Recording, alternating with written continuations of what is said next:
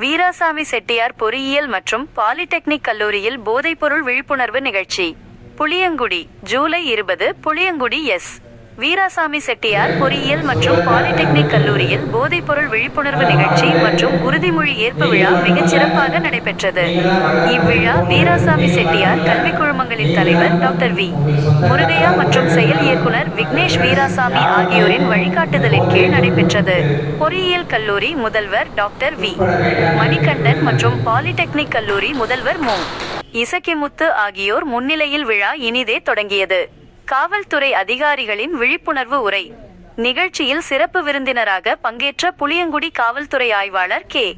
ஆடிவேல் தற்காலத்தில் போதைப் பொருட்களால் ஏற்படும் பாதிப்புகள் மற்றும் அதன் பின்விளைவுகள் குறித்து யதார்த்தமான உதாரணங்களுடன் மாணவர்களுக்கு தெளிவுபடுத்தினார். மேலும் மாணவர்கள் நல்வழியில் பயணிக்க வேண்டியதன் அவசியத்தையும் சுட்டிக்காட்டினார். தொடர்ந்து பேசிய உதவி ஆய்வாளர் பவுல் மாணவர்களின் வாழ்க்கை பயணத்தின் முக்கியத்துவத்தை எடுத்துரைத்ததுடன் இளைஞர்கள் போதைப் பழக்கத்திற்கு அடிமையாகாமல் தங்களை பாதுகாத்து கொண்டு பிரகாசமான எதிர்காலத்தை நோக்கி செயல்பட வேண்டும் என்று ஊக்குவித்தார். உறுதிமொழி ஏற்பு நிகழ்ச்சியின் நிறைவாக போதைப் பொருட்களுக்கு எதிராக மாணவர்கள் அனைவரும் ஒன்றிணைந்து விழிப்புணர்வு உறுதிமொழி எடுத்துக்கொண்டனர். இவ்விழாவிற்கான ஏற்பாடுகளை எஸ். வீராசாமி செட்டியார் கல்வி குழுமங்களின் மேலாளர் தங்கப்பன் பிள்ளை, பொறியியல் மற்றும் பாலிடெக்னிக் கல்லூரியின் துறை தலைவர்கள், பேராசிரியர்கள் மற்றும் அலுவலக பணியாளர்கள் சிறப்பாக செய்திருந்தனர்.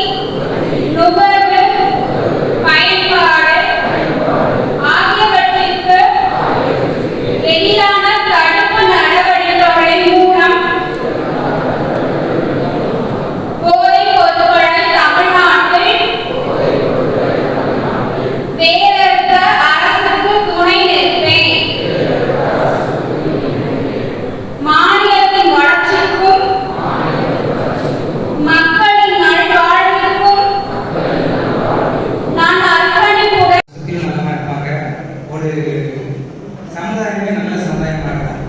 அனைவரும் ஒரு பாசிட்டிவ் மைண்ட் இருக்கும். போதைப் பொருட்கள் இந்த போதைக்கு எதிரான விழிப்புணர்வு கூட்டத்திற்கு ஏற்பாடு செய்த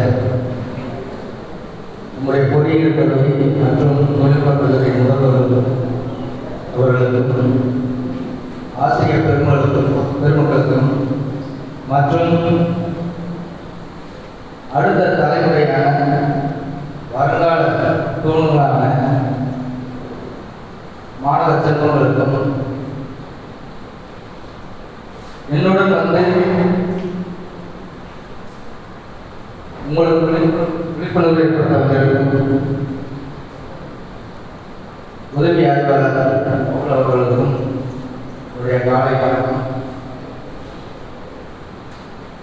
ஆக்சுவலாக வந்து இந்த ஒரு விழிப்புணர்வு கூட்டத்தில் நீங்கள் பங்கேற்கணும்னு சொல்லி இந்த முதல்வர் அவர்களை நீங்கள் இன்வைட் பண்ணாங்க. அப்போ நான் அவர்கிட்ட சொன்னது, இந்த விழிப்புணர்வில் ஏதாவது பிரயோஜனம் இருக்க போதா அப்படின்னு சொன்னேனே. அடுத்த செகண்ட் அவர் சொன்ன வார்த்தை, மற்ற கல்லூரி மற்ற பள்ளி மாணவர்கள் போல எங்கள் மாணவர்கள் அதில் கண்டிப்பாக, ஏன்னா நான் வந்து கிட்டத்தட்ட 27 வருஷம் இந்த டிபார்ட்மெண்ட்டுக்கு வந்து எத்தனையோ பள்ளி கல்லூரி எத்தனையோ விழிப்புணர்வு எல்லாம் போய் பேசி தெரிஞ்சிருக்கேன். ஆனால் எந்த அளவுக்கு அந்த ரிசல்ட் இருக்கு அப்படிங்கிறத பார்க்கல ரொம்ப அதிகம். போலீஸ்னாலே துப்பாக்கி, லத்தி, மிரட்டுறது, அடிக்கிறது, இதுலதான் வந்து தவறான வழிக்கு போறவங்கள சரிபடுத்த முடியும்.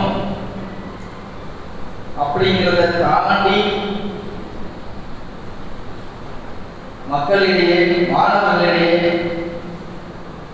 நம்முடைய அனுபவங்களையும் சட்டம் சொல்லக்கூடிய விஷயங்களையும் எதிர்காலம் எப்படி இருக்கும், நாம் வாழும் இந்த காலத்தில் நாம் நடந்து கொள்ளக்கூடிய விதத்தில் நம்முடைய எதிர்காலம் எப்படி இருக்கும் அப்படிங்கிற விஷயத்தெல்லாம் மாணவர்களே பகிர்ந்து கொண்டால் கண்டிப்பாக அவர்களே ஒரு நல்ல ரிசல்ட் இருக்கும் அப்படிங்கிற எண்ணத்தில் தான் இப்போ அதெல்லாம் தூக்கி போட்டு துப்பாக்கி லாட்டி தேவையில்லை.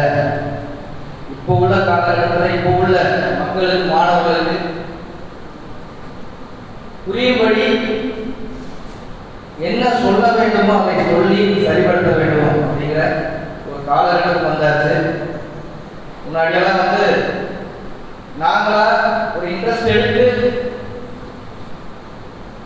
ஏதாவது மீட்டிங் நாங்களே ஏற்பாடு பண்ணி இந்த மாதிரி கூட்டம் விழிப்புணர்வு கூட்டம். இப்போ அப்படி கிடையாது.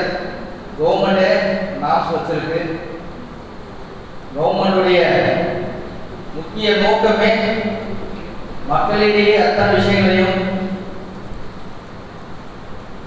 ஒரு விழிப்புணர்வோடு ஒரு அறிவோடு கொண்டு போனால் கண்டிப்பாக மக்களிடையே ஒரு மாற்றம் ஏற்படும் அப்படிங்கிறதுக்காக தான் சொன்னாங்க போனாங்க. அப்படி போகாம நாங்கள் சொல்லக்கூடிய அத்தனை விஷயம் உங்களுடைய பெற்றோர்கள் சொல்ற மாதிரி நீங்க எடுத்துக்கிட்டா தான் வாழ்க்கையில நீங்க அந்த விஷயங்களை கடைபிடிக்கணும். நல்லா தெரிஞ்சுக்கணும். அந்த போதை விழிப்புணர்வை பற்றி நீங்க உறுதிமொழி எடுத்தோம். எத்தனை பேர் நீங்க உறுதிமொழி எடுத்து இதை நடைமுறைப்படுத்த போறோம்? இந்த பெண்கள் உட்காந்துருக்கீங்க, எங்களுக்கு இந்த போதைக்கு என்ன சம்பந்தம், எங்களை ஏன் கூப்பிட்டுருக்கீங்க?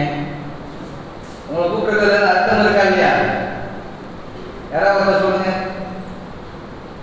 முக்கியமா போதை பொருளுக்கு எதிரான இந்த விழிப்புணர்வு கூட்டத்தில் மாணவிகளான எங்களை நீங்க ஏன் கூப்பிட்டுருக்கீங்க? ரைட்டு, இங்கெல்லாம் வந்து நல்ல மாணவிகள் நீங்க, உங்களுக்கு அந்த பழக்கம் யாருக்கும் இருக்கிறதுக்கு வாய்ப்பு இல்லை. ஆனால் பொதுவாக பார்க்குறீங்களா சோசியல் மீடியாவில் ஆண்களை காட்டி பெண்கள் செய்கிற அனுமதியும் நிறைய இருக்குது. தப்பாக இருக்காது. ஏன்னா நாங்கள் பார்க்கக்கூடிய விஷயம்.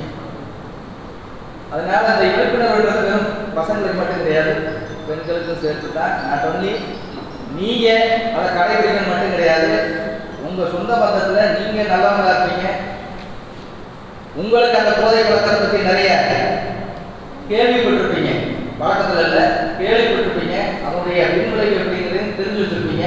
இதெல்லாம் மற்றவர்களுடைய உங்கள் சொந்த பந்தம், உங்களுடைய ஃப்ரெண்ட்ஸு உங்கள்கிட்டலாம் சொல்லி செஞ்சு அதனுடைய தவறான விஷயங்களை சொல்லி அந்த பழக்கத்திலிருந்து விடுபடுறதுக்கு நீங்கள் ஒரு காரணமாக இருப்பீங்க அப்படிங்கிறதுக்காக உங்களையும் சேர்த்து கூப்பிட்டுருக்கு. அதனால அதை தவறாக நினச்சிக்கிறேன்.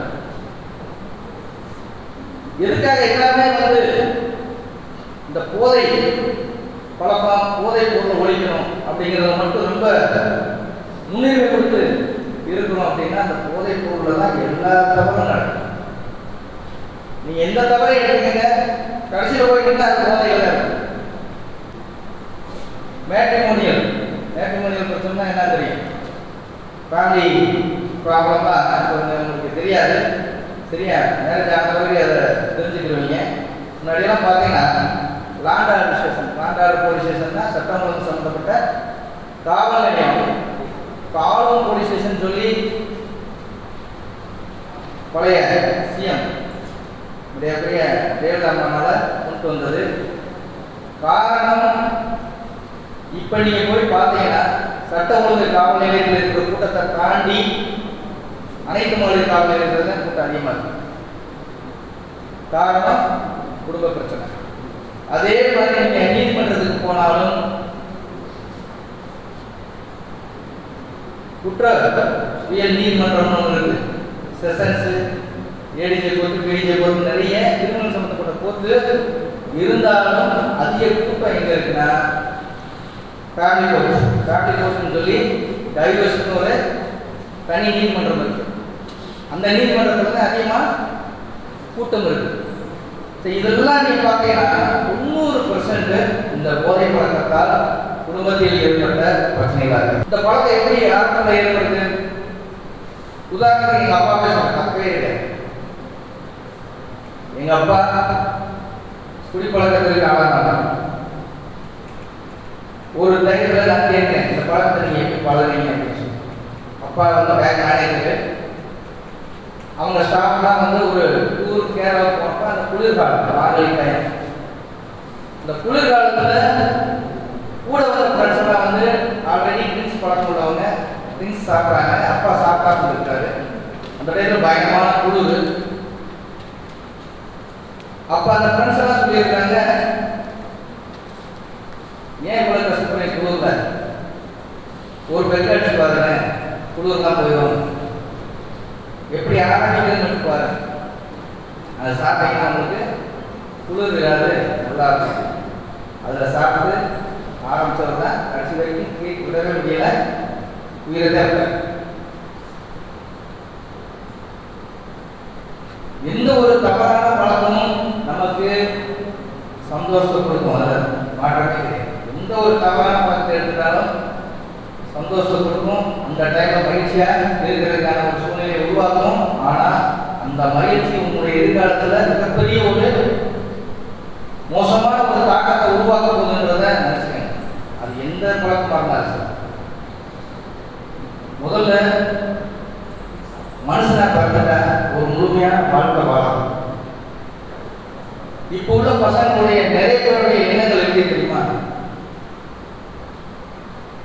சாப்பிடுறது ரொம்ப ஈஸியாக நினைக்கிறேன். இருக்கிற வரைக்கும் நம்ம எவ்வளவு தவறான விஷயத்தை பழகி அனுபவிச்சுட்டு போகணுமோ போயிருவோம் அப்படிங்கிற ஒரு எண்ணத்தில் இருக்கு. இது ஒரு வாழ்க்கையா? நம்ம உதாரணமா யார் இருக்கிறோம், மேக்சிமம் பசங்க உதாரணமா ஒரு பெரிய ரவுடி பயிலும், பெரிய போதை பழக்கத்துக்கு அடிமையான அவனை பழைய வச்சு கொண்டாடி சோசியல் மீடியாவில் நிறைய பார்த்தீங்கன்னா, உதாரணத்துக்கு ஒரு அக்னி பிரதர்ஸ்னு ஒன்று இன்ஸ்டாகிராமில் நீங்கள் எடுத்துப்பார். அக்னி பிரதர்ஸ் அதோட ஸ்டோரி அதை சொல்லிடுறேன். ஃப்ரெண்ட்ஸ்னா எப்படின்னா கஞ்சா அடிக்கிறதுலையும் ட்ரிங்க்ஸ் சாப்பிட்றதுலையும் பழக்கமானவங்க. அதில் ஒரு பாக்க போய் ட்ரிங்க்ஸ் சாப்பிட போகும்போது பக்கத்தில் உட்காந்துருக்கவங்க அவங்களுக்கு ஒரு சின்ன பிரச்சனையாகி அங்கே தகராறு போயிடறாங்க. போன பிறகு அவன் ட்ரிங்க்ஸில் இல்லைன்னா ஒரு பெரிய மனசில் அந்த பஞ்சாக எண்ணம் இருக்கிறதுக்கு வாய்ப்பு இருக்கு. ஆனால் ட்ரிங்க்ஸோ கஞ்சாவோ அடிச்சிட்டான்னா அந்த தவறான ஒரு எண்ணம் அவனுக்கு அப்பதான் வரக்கூடிய ஒரு வாய்ப்பு அந்த போதை உருவாகும். மயில்சாமி தெரியும் உங்களுக்கு, நடிகர் மயில்சாமி தெரியுமா? அவர் ட்ரிங்க்ஸை பற்றி ஒரு வார்த்தை சொல்லுவார். அது வந்து நம்ம அட்வான்டேஜ் எடுத்துக்கூடாது. நல்லவன் குடிச்சா குழந்தை ஆயிடுவான், கெட்டவன் குடிச்சா மிருகம் ஆயிடுவான். நல்லவன் குடிச்சா குழந்தை ஆயிடுவான்னு சொல்றது அதே தப்பு. ஏன்னா நம்ம நிறைய நடிகர் பிரச்சனை கேட்போம். அந்த மாதிரிலாம் வந்து உங்களுக்கு எது சரியா மனசுல கொஞ்சம் அடுத்தது சொல்றது எதையுமே இதுதான் சரின்னு சொல்லி கேட்டு நம்ம வாழ்க்கையில நடைமுறைப்படுத்தக்கூடாது. தயவுசெய்து இந்த நீ 15 வயசுலேயே வளர்ந்துடுற நல்ல விஷயம் புரியுது, அது எனக்கு தெரியும். ஆனால் அதையும் தாண்டி நீ போய் பைக்கில் போய் ஒரு ஆக்சிடென்ட் ஆகி ஏதாவது ஆகி போச்சுன்னா அக்யூஸ்ட் யாரும் தெரியுமா? 18 வயசுல நீ போய் ஒரு ஆக்சிடென்ட் பண்ணி ஒரு செத்துட்டான். அடுத்த அக்யூஸ்ட் யார் தெரியுமா? யார் சொன்னீங்க? தப்பா சொல்லுங்க. MP act, motor vehicle act, motor வாகன சட்டத்தில் சொல்லக்கூடியது 18 வயசு கீழே உள்ள பசங்க ஆக்சிடென்ட் பண்ணி ஒருத்தர் இறந்தாலும் கை கால் முடிஞ்சாலும் எஃப்ஐஆர் போட்டா யார் மேல போடுவோம்? அப்பா அம்மா மேல. உங்களை பெற்றதுக்கு எல்லாம் நீங்க கொடுக்கக்கூடிய நன்மையா? அதுக்கு தான் சொல்றேன், நீங்க வண்டி ஓட்டுறதுல தெளிவா ஓட்டுவோம், அதெல்லாம் நான் சொல்லுவேன். ஆனால் சட்டம் சொல்ற விஷயத்துல நம்ம மாட்டிக்கிற கூடாதுதான் சொல்றேன். அதே நேரத்தில் உனக்கு நீ ஓட்டி போய் வேற யாருக்கு மாறல, உனக்கு ஒன்று ஆகி போச்சு, ஒன்று உயிரை விட்டு இல்லைன்னா கை கால் உடம்பு போச்சு அப்படின்னா இன்சூரன்ஸ் கிளைம் பண்ண முடியும் 18 வயசுக்கு. அதையும் தெரியும், அதுவும் அப்பா அம்மா செலவழிச்சு. முதல்ல இன்னும் மனசுக்குள்ள நிறுத்துது. எல்லாருமே அந்த படிப்பில் வந்தால் தான் நம்ம படிக்க முடியும், நேரத்துக்கு வர முடியும் அப்படிங்கிறதெல்லாம் நீங்கள் சொல்லக்கூடிய ஒரு தப்பக்கட்டு. சரி, அது 2 பேர் வரீங்க, அதுவும் கிடையாது. காலேஜ் விட்டு ஸ்கூல், நீங்கள் காலேஜாக படிக்க பரவாயில்ல, இந்த ஸ்கூல் பசங்க இதுக்காக மோசமாக இருக்கிறாங்க, புரியுதா? அந்த 18 வயசு கீழே உள்ள பசங்க தயவுசெய்து ஏதாவது பஸ்ஸில் வா, ஆட்டோவில் வா, இல்லை யாராவது இறக்கி விட்டு போக சொல்லுது. புரியுதா? நீங்களும் ஓட்டாதீங்க. நாங்களாம் கண்கூட பார்க்கக்கூடிய விஷயம், எத்தனை ஆக்சிடென்ட், எத்தனை பேர் பெற்றோர்கள் கலக்கான்னு தெரியுமா? நீங்கள் நிறைய பெருமைக்கு வாங்கிக்கிற மாதிரி ஒருத்தர் வண்டி 1 லட்சம் வாங்கிட்டா நம்ம 1 லட்சத்துக்கு அதை காட்ட நல்ல வண்டி வாங்கி பெருமைப்படுத்தணும், நம்ம பெருமையாக காமிச்சிக்கணும் அப்படிங்கிறதுல நிறைய இருக்கிறீங்க ஒழிய, சரியா? ஆனால் உங்கள் உயிரை பற்றி யாருக்கும் நீங்கள் நினைக்கிறது அதான் உண்மை. இது ஒரு உறுதிமொழி எடுத்துக்கணுமா? 18 வயசு கீழே உள்ள பசங்க நாங்கள் பைக்கு ஓட்ட மாட்டோம், காலேஜ் பைக்கில் வர மாட்டோம் அப்படின்னு சொல்லி உறுதிமொழி எடுத்துக்கலாமா? யாராவது ஒரு சரின்னு சொல்லிடுவாங்க. அப்போ எத்தனை பேர் நீங்கள் வண்டியில் வரைகிறது இல்லையே தெரியுது. நீங்கள் வெறும் உறுதிமொழி இருக்கிறது வாயில் சொல்லிட்டு போகிறது மட்டும் பெரிய விஷயங்களை தம்பி. அதை நடைமுறைப்படுத்தணும், கொஞ்சம் மைண்டுக்குள்ளே வைக்கணும், இந்த எதிர்காலத்தை நினைக்கணும். பைக்கில் இருந்து போகிறத மற்றவங்க அவங்களுக்கு மட்டும் நம்ம அவங்களுக்கு சேர்த்து தான் சொல்கிறேன். இந்த பசங்க மட்டும்தான் வண்டி ஓடுறான்னு நினைக்கிறீங்களா? இப்போ நிறைய பொண்ணுங்களே ட்ரிபிள்ஸ் வருது, ஹெல்மெட் போடுறது கிடையாது, பிலோ 80 வண்டி ஓட்டிட்டு வருது. நிறைய பொண்ணுங்களே நிறைய நீங்களே பண்ணுறீங்க. புரியுதா? அது அது அந்த உறுதிமொழி அமல்பட்டு நமக்கு சேர்த்தான். அதனால் தயவுசெய்து இந்த விஷயத்தை ஏன் சொல்கிறேன், நம்ம எவ்வளோ கஷ்டப்பட்டு நம்ம பெற்றோர்கள் படிக்க வைக்க அனுப்புகிறாங்கன்னா நல்ல ஒரு ஸ்டேஜ் வருவீங்க. படித்து செஞ்சு உங்கள் எதிர்காலத்தில் நீங்கள் உங்கள் சொந்த கால அடியெடுத்து வைக்கிற டயத்தில் உண்டாகும். அப்போ இவ்வளோ நாளாக பெற்றோர்கள் உழைத்த உழைப்பு, நீங்கள் உழைத்த உழைப்பு அத்தனைங்க நான் பார்த்துருக்கேன். கரெக்டாக படித்து செஞ்சு காலேஜ் முடிச்சுட்டு ஒரு ஜாப் தேடி இல்லைன்னா ஜாப் கிடைச்சும் கூட அன்னைக்கு கூட ஒரு பையன் இருந்தால் அவனுக்கு ஜாப் வந்து ஆர்டர் கையில் எடுத்து ஜாயின் பண்ணணும். அந்த டைத்தில் இருந்தேன். அப்போ அது பெற்றோருடைய கனவு, அவனுடைய கனவு, சொந்தக்காரனுடைய கனவு அத்தனையும் போச்சா நினச்சி பாருங்க. இப்போ உள்ள காலகட்டங்களில் வந்து வண்டி எடுத்துட்டு வெளியில் போய் உயிரோடு வர்றதே பெரிய விஷயமா இருக்கு.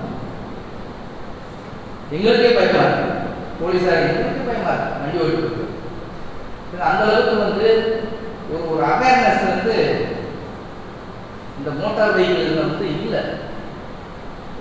ஏதோ நாங்கள் எங்களுக்கு பயந்து ஹெல்மெட்டை வந்து அந்த மிரரில் மாட்டி விட்டுறது, எங்கேயாவது வெஹிக்கிள் செக் பண்ணும்போது அப்படியே வரும்போது அந்த எடுத்து தலையில் போடுவான். எங்களை கடந்து போனோன்னே அதை கழட்டி அப்படி மிரர் வச்சு மிரர் உடஞ்சா பிரச்சனை இல்லை, தலை உடஞ்சா. அதனால ப்ராப்பராக வாங்க. இன்னைக்கு எந்திரிக்கும் போது நம்ம காலையில் எந்திரிக்கும் போது நான் என்ன சொல்கிறேன், நான் எந்திரிக்கும் போது அது துன்பம். நான் சாயந்தர பழக்கம் இருக்குது, எனக்கு நம்பிக்கை இருக்குது. இந்த பழக்கம் எப்போ இருந்து ஆரம்பிச்சுன்னா இன்னைக்கு என்னுடைய மனநிலையை சரியாக அதுக்கான சூழ்நிலையை எனக்கு உருவாக்குது அப்படின்னா நான் துன்பம் வச்சுக்கணும். அது எல்லாருக்கும் பொருந்தும். நான் காவல்துறையில் இருக்கிறேன் செய்யறேன்னா என்னை மனநிலையில் நல்லா வை அப்படின்னா அப்போ தான் நான் வந்து பாதிக்கப்பட்டு வரவங்களுக்கு செஞ்சு கொடுக்கக்கூடிய ஒரு மனசோட நான் பார்த்துருக்கணும். என்னை ஒரு கோபத்திலேயோ இல்லை ஒரு மன வருத்தத்தில் உட்கார வச்சுருந்தா பாதிக்கப்பட்டு வரவங்களுடைய சொல்கிறக்கூடிய விஷயத்தை கூட காது கேட்காது. அப்போ அவங்களுக்கான ரெமெடி என்கிட்ட போய் சேராது. அப்படிங்கும் போது நல்ல மனதில் உட்காரும் போது தான் நம்ம எந்த ஒரு விஷயத்தையும் நம்ம உருவாக்க முடியும், நல்ல விஷயத்தை செய்ய முடியும். காலையில் எத்தனை பேர் உங்களுக்கு படுத்து எந்திரிச்சு உங்கள் படுக்கையை சரி பண்ணிட்டு வருது? எத்தனை பேர் பண்ணிட்டு வருங்க? உங்கள் ஒழுக்கம் அதில் தான் ஆரம்பிக்கும். நல்லா இருக்கு வாழ்க்கையில் நடைமுறைப்படுத்துங்க. நிறைய விஷயங்கள் உங்கள்கிட்ட பேசணும் வந்தேன். இன்றைக்கெல்லாம் முடிய முடியாத விஷயம் ஒரு 10 நிமிஷம் பேசிட்டு உங்களுக்கு கூப்பிட்டதுனால வந்தேன். இன்னும் நிறைய சொல்லக்கூடிய விஷயம் நிறைய இருக்குது. இன்னொரு நாள் ஒரு வாய்ப்பு கொடுப்பேன் நினைக்கிறேன். எப்படி மைண்டு மீட்டிங் வர்றதுனால என்னால் கண்டிப்பாக பண்ண முடியல. அதாவது என்னுடைய பொண்ணு வயசுல நீங்கள் இருப்பீங்க, பசங்களும் அதே வயசு தான். இப்போ வரைக்கும் நான் பேசினது ஒரு ஸ்டூடெண்ட்ஸுக்கு ஏதோ கூப்பிட்டாங்கன்னு வந்து சொன்னேன்னு நினைக்கிறாங்க. தயவுசெய்து புரியுதா? என்னுடைய பொண்ணுகளுக்கும் என்னுடைய பசங்களுக்கும் நான் பெற்றோராக இருந்து சொல்லக்கூடிய விஷயத்தை நான் சொல்லியிருக்கேன். நீங்களும் மகனா இதை உள்வாங்கி நடைமுறைப்படுத்துவீங்க அப்படின்னு ஒரு நம்பிக்கையோடு நான் முடிச்சுக்கிறேன். தேங்க்யூ.